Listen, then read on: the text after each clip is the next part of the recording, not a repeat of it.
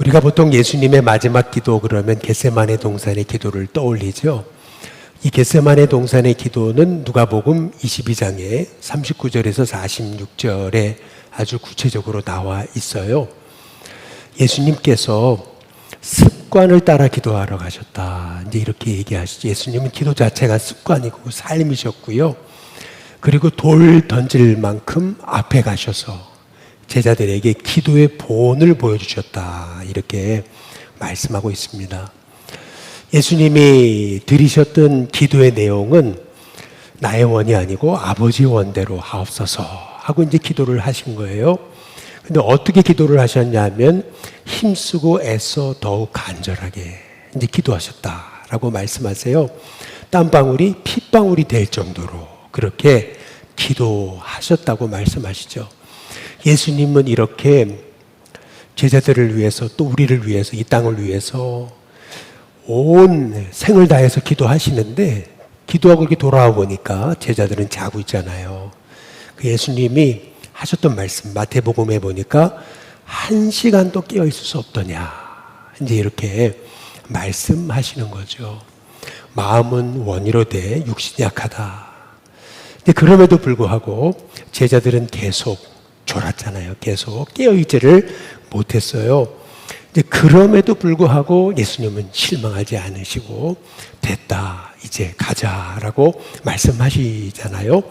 근데 이게 예수님의 겟세마네 동산의 이제 기도 마지막 기도인 겁니다. 그런데 이 누가복음에서 우리가 보게 되는 예수님의 마지막 겟세마네 동산에서의 기도는 어찌 보면은 예수님의 외적인 모습에 초점이 맞춰져 있는 거예요. 힘쓰고 애써 더욱 간절하게 땀방울이 핏방울이 되도록 기도하신 거.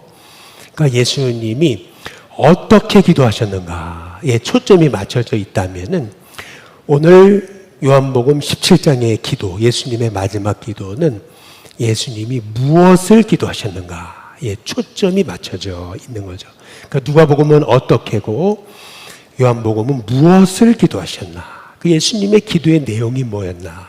그러니까 내용에 관한 말씀이 요한복음 17장에 담겨져 있는 거죠. 그래서 예수님이 무엇을 위해서 구체적으로 기도하셨나라는 것을 살펴보려면은 우리는 요한복음 이제 17장의 말씀을 살펴보아야 되는 거예요. 그래서 오늘부터 우리가 이 요한복음 17장의 말씀을 가지고 무엇을 기도하셨나? 그 예수님의 기도가 무엇이었는가? 라는 것을 살펴보고자 하는데요. 먼저는 17장 1절에 우리가 주목해 봐야 될 한 단어가 나와요. 아버지여 때가 이르렀사오니. 그 예수님이 기도의 첫 시작을 눈을 들어 하늘을 탁 우러러보시고 하셨던 첫 번째 기도의 내용이 뭐냐면 때가 왔습니다 라는 기도셨다라고 하는 거예요. 어떤 때죠? 십자가를 지실 때가 왔다라고 말씀하시는 거예요. 여기서 우리는 예수님은 때를 따라 사셨구나, 때를 아셨구나 라고 하는 것을 알 수가 있어요. 마찬가지로 우리도 기도할 때 하나님 때를 분별하게 해달라고 기도할 수 있는 저와 여러분이 되시길 주님의 이름으로 축복합니다.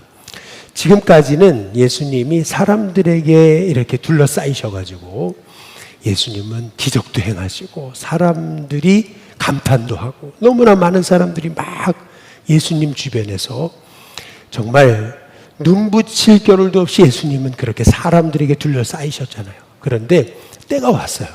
근데 이제는 언제냐면은 홀로 가셔야 되는 거예요. 그 십자가의 길을 이제 홀로 가셔야 되는 거예요.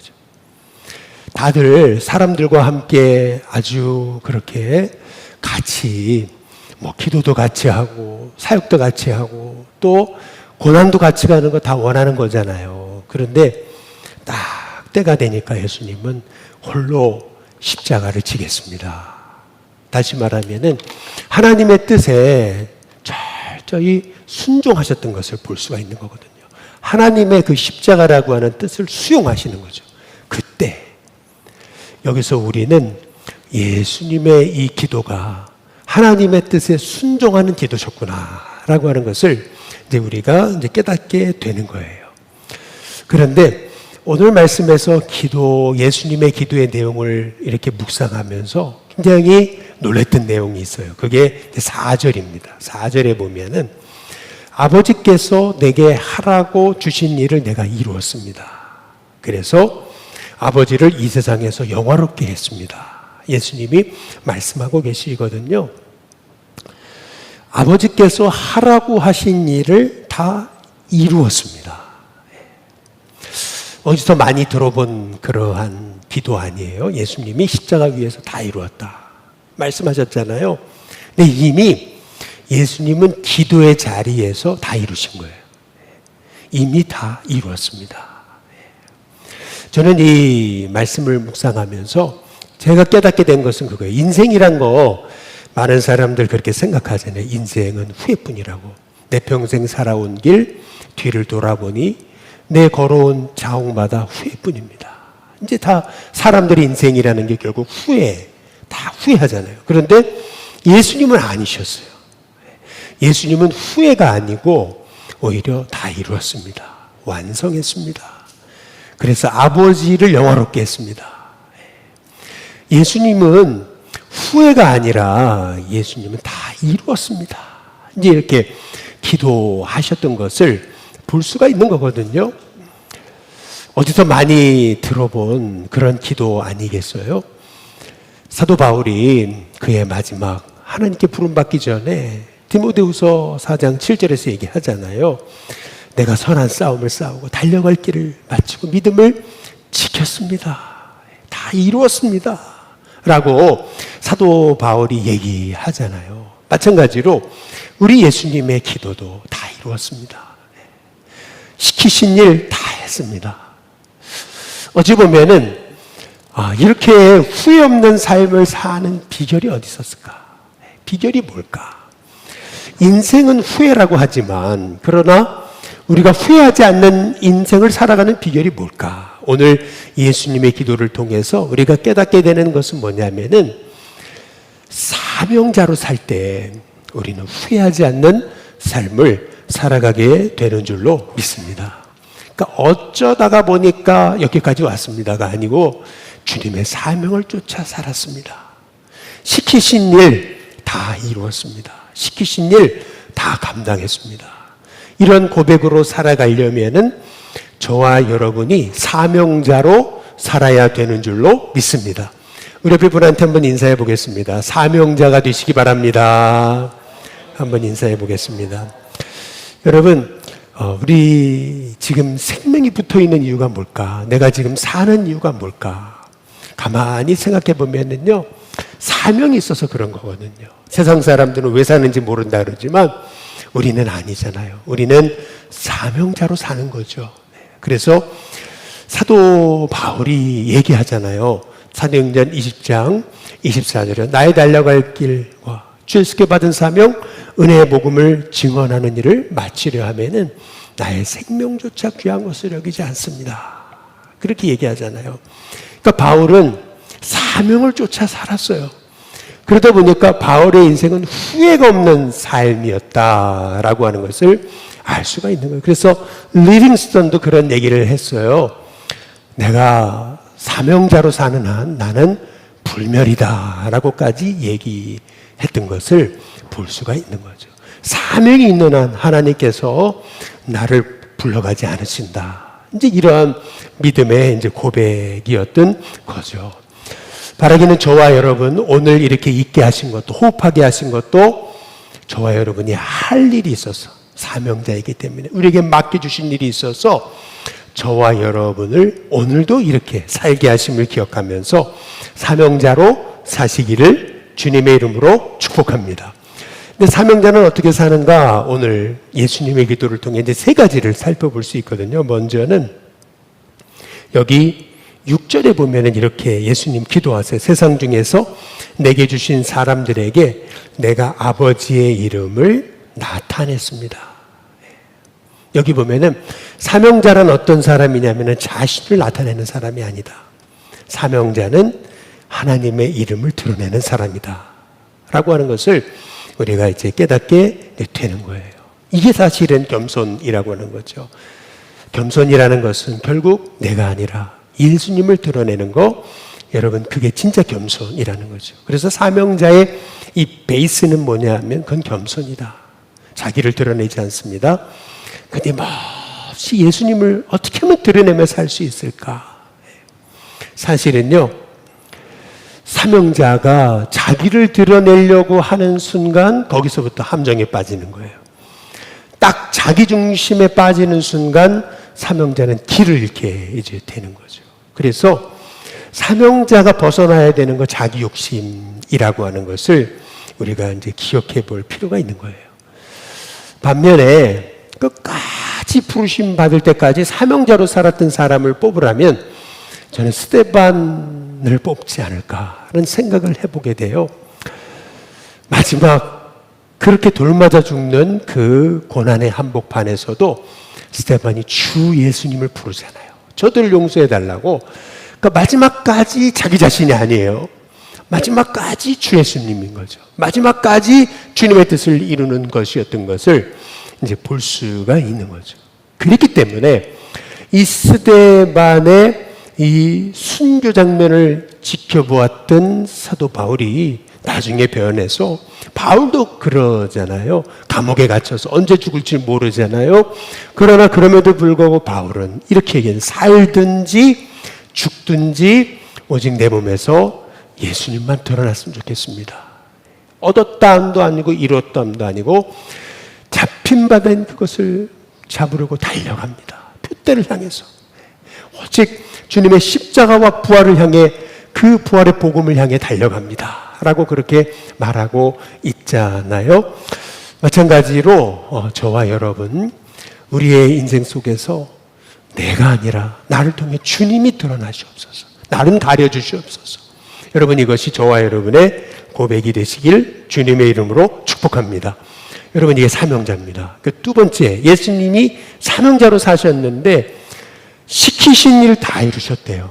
그런데 그렇게 얘기할 수 있었던 이유가 뭘까? 여기 두 번째 보니까 우리 17장 7절을 한번 읽어보시겠어요? 먼저 한번 같이 한번 읽어보겠습니다. 함께 읽습니다. 시작. 지금 그들은 아버지께서 내게 주신 것이 다 아버지로부터 온 것인 줄 알았나이다. 내게 주신 것이 다 하나님께, 아버지께로부터 온 것인 줄 다 알았습니다. 이렇게 얘기하시잖아요. 그리고 나서 8절에 뭐라 그러냐면, 그 내용이 뭐냐면 이런 얘기예요. 나는 아버지께서 내게 주신 말씀을 그들에게 주었다. 이게 무슨 말이냐면 단지 예수님은 받아서 말씀하셨을 뿐이다 라고 하는 그러한 말씀이에요. 그러니까 사명자는 어떤 사람이냐면 자기 말을 하는 사람이 아니라는 거죠. 사명자는 그분이 내 입술에 넣어주신 그 말씀을 대언하는 사람이다 라고 하는 거예요. 그래서 사명자에게 가장 중요한 자리는 어디냐면 기도의 자리인 거죠. 기도를 통해서 하나님께 음성 받아서 그 음성을 말하는 사람, 그게 사명자인 줄로 믿습니다. 그랬기 때문에 하나님께 받은 말씀을 다 하셨기 때문에 예수님께서는 주께서 하라고 하신 일 제가 다 이루었습니다. 아버지를 영화롭게 했습니다. 딱 그렇게 고백하고 계시잖아요. 그래서 사명자의 가장 큰 함정은 뭐냐 하면은 자꾸 자기 말을 하려고 하는 겁니다. 우리가 잘 아시다시피 나아만이 문둥병에 걸려서 엘리사 앞에 왔을 때 저 요단강에 7번 몸을 씻으라고 얘기하잖아요. 근데 그때 나아만이 했던 그 유명한 얘기 있잖아요. 내 생각에는 이렇게 얘기하잖아요. 내 생각에는 말이야. 아니, 우리 동네 더 좋은 물이 있는데 말이지. 아니, 내 생각에는 말이지. 나한테 와가지고 머리를 이렇게 손을 얹고 기도라도 해줘야 되는 거 아니야? 아니, 내 생각에는 말이야. 와가지고 얼굴이라도 비춰야지. 아니, 내 생각에는 말이야. 그 능력의 중에 와가지고 한마디라도 직접 와서 해줘야지. 뭐, 여러 가지 내 생각을 지금 얘기를 하잖아요.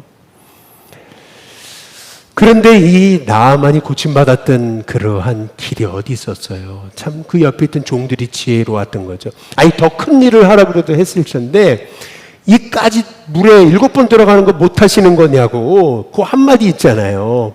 그때 사람은 곁에 있는 사람이 중요한 거예요. 곁에 있는 사람이요.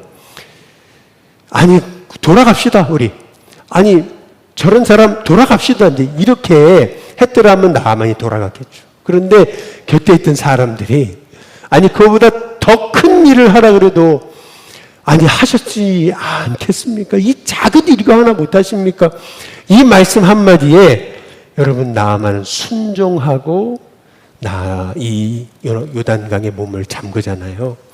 마찬가지로 여러분, 저와 여러분은 내 생각에는 여러분, 이것이 부서지고 오직 주님의 생각이 우리 안에 채워지는 은혜가 있어야 우리가 끝까지 사명자로 살아가는 은혜가 있게 될 줄로 믿습니다. 이 사명자로 살려면 그래서 우리가 기도해야 돼요. 엎드려야 되는 거죠. 더 말씀을 받아야 되는 거죠. 그래서 내 말을 하는 것이 아니고 주님의 말을 할 수 있게 해달라고 기도할 수 있는 저와 여러분이 되시길 주님의 이름으로 축복합니다. 그래서 어찌 보면은 이 설교자라고 하는 게 제일 힘들 때가 있어요. 그게 뭐냐 하면은 나는 그렇게 못 살거든요, 사실은. 나는 그렇게 못 사는데 하나님이 하라고 하시는 거예요. 설교를 하라고 하시는 거예요. 주시는 거예요, 말씀을. 아니, 목사님도 그렇게 못 살면서 다 알아요. 그런데 그럼에도 불구하고 저도 못 살아요. 그런데 그럼에도 불구하고 하나님이 주시는 말씀이니까 대언을 해야 되는 거예요. 그러다 보니까 어찌 보면은 위선자처럼 보일 수도 있고, 어찌 보면은요, 아유, 목사님 말뿐이라고 하는 얘기를 들을 수도 있는 거예요. 사실 알고 있어요. 그러나, 그럼에도 불구하고 해야 되는 자리가 설교자의 자리고, 사명자의 자리고, 목회자의 자리고, 리더의 자리다. 라고 하는 사실이죠. 하나님이 하라고 하시는 말씀, 할 수밖에 없어요. 자격이 있어서요? 아니에요. 하나님이 하라고 하셨기에 하는 것 뿐이죠. 저는 순종합니다. 그래서 예수님이 지금 하라고 하신 일 다 이루셨다 하셨던 말씀의 이유는 뭐냐 하면은 예수님은요, 주신 말씀 받아서 다 전하신 거예요. 마찬가지로 저와 여러분도 주님께서 주시는 말씀이 있게 되시기를 주님의 이름으로 축복합니다. 주님이 주시는 말씀이 있다면 그러면 그거를 지혜롭게 풀어갈 수 있는, 고백하고 말할 수 있는 저와 여러분이 될 수 있기를 주님의 이름으로 축복합니다. 마지막 세 번째로 우리 예수님의 이 사명자로서의 모습에서 우리가 가장 주목해야 될 게 이제 9절이에요. 우리 한번 9절 같이 한번 읽어보겠습니다. 함께 읽습니다. 시작. 내가 그들을 위하여 비옵나니 내가 비옵는 것은 세상을 위함이 아니요 내게 주신 자들을 위함이니이다. 그들은 아버지의 것이로소이다. 예수님은 맡겨주신 영혼을 위해서 그렇게 중보하며 기도하셨잖아요. 그렇게 그들을 위하여 비옵나니. 그러니까 예수님 마지막 순간에도 그들을 위해 기도하신 거거든요. 그래서 다음 주에 제자들을 위해 무엇을 기도하셨는지 이제 함께 살펴보게 될 것인데요. 예수님이 그 제자들을 위해 기도하시면서도, 그렇게 열심히 기도하시면서도 예수님이 가시셨던 사명자의 모습은 뭐냐면은 저들 내 거 아닙니다. 아버지의 것입니다. 라고 고백하셨다라고 하는 얘기예요. 여러분, 우리가 사명자로서 가장 큰 착각에 빠질 때가 있어요. 그게 뭐냐면은 교인도 내 거고, 물질도 내 거고, 자녀도 내 거고, 교회도 내 거고, 인생도 내 거고, 다 내 것이라고 우리가 이제 착각하는 거죠. 거기서 대형사고가 이제 나는 겁니다. 사실 사명자의 가장 큰 욕심은 뭐냐면 사람에 대한 욕심이고요. 돈에 대한 욕심일 수 있고, 명예에 대한 욕심일 수 있습니다.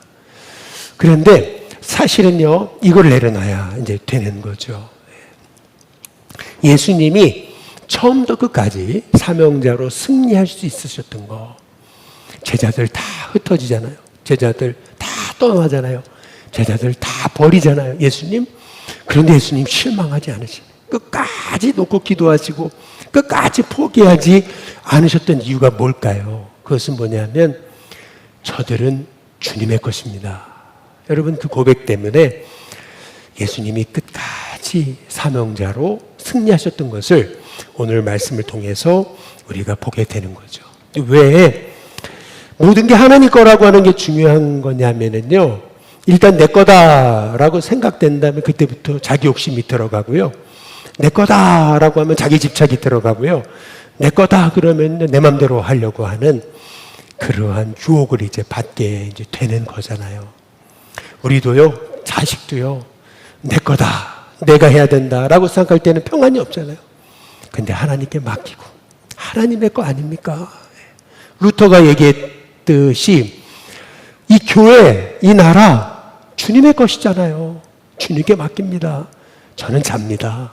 라고 루터가 늘 기도했다라고 하는 것처럼 우리 자녀들도 하나님께 내 거 아니잖아요. 하나님의 거잖아요. 하나님이 인도하실 줄 믿습니다.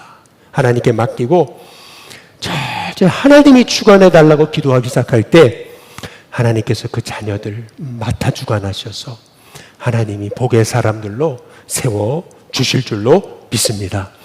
저와 여러분 사명자입니다. 사명자는요, 때를 알아요. 그래서 때를 따라 살아가고요, 맡겨주신 일 다 감당하죠. 그 맡겨주신 일이 뭐예요? 결국에는요, 이름을 올려드리는 거예요. 높여드리는 거예요. 그리고 하나님께 말씀을 받아야 돼요. 그리고 맡겨주신 영혼 내 거 아니잖아요. 그러니까 집착하지 않아요. 사람에게 집착하지 않아요. 오히려 하나님께 맡기고요, 하나님이 주관하심을 믿고 하나님이 세우실 줄로 믿습니다. 하나님이 일으키실 줄로 믿습니다. 하나님이 도우실 줄로 믿습니다. 그 믿음을 갖고 가는 거죠.